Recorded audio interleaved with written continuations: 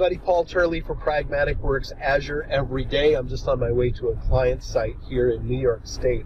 And, you know, a topic that's really been top of mind for me and for a lot of my clients lately has been for enterprise scale BI solutions, serious BI solutions involving Power BI. How do we develop? Turn right, then turn left onto Reader's Digest Road. How do we develop and how do we deploy our data model? So you really have three different options. We have using Power BI Desktop to develop the model and deploy to the Power BI service. We have analysis services on premises like we have for a long time now. And then we have Azure analysis services. So let's just break that down really quick. So using Power BI Desktop to develop models like we've always done has some limitations, but that feature set and those capabilities are being expanded very quickly.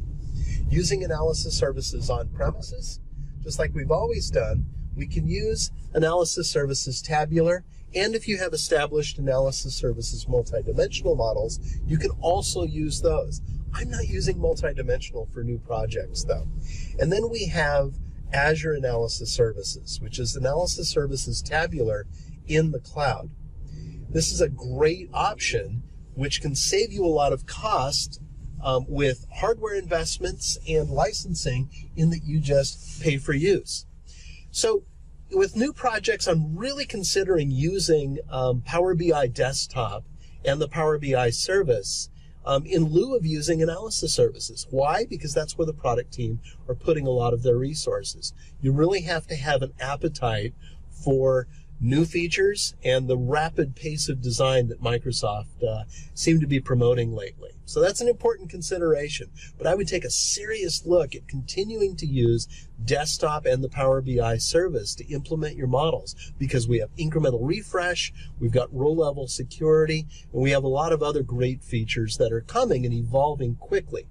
If you want to slow down a little bit and you already have a cadence around developing analysis services, continue to use Visual Studio SSDT for your development, and then your choice is going to be deploy on-prem where you already have hardware, or deploy to Azure Analysis Services. Try it out. It's pretty cheap to get started, and then do the math to figure out what a production implementation is going to look like. That's it for Azure Every Day. Thanks for watching. Follow the links after this video.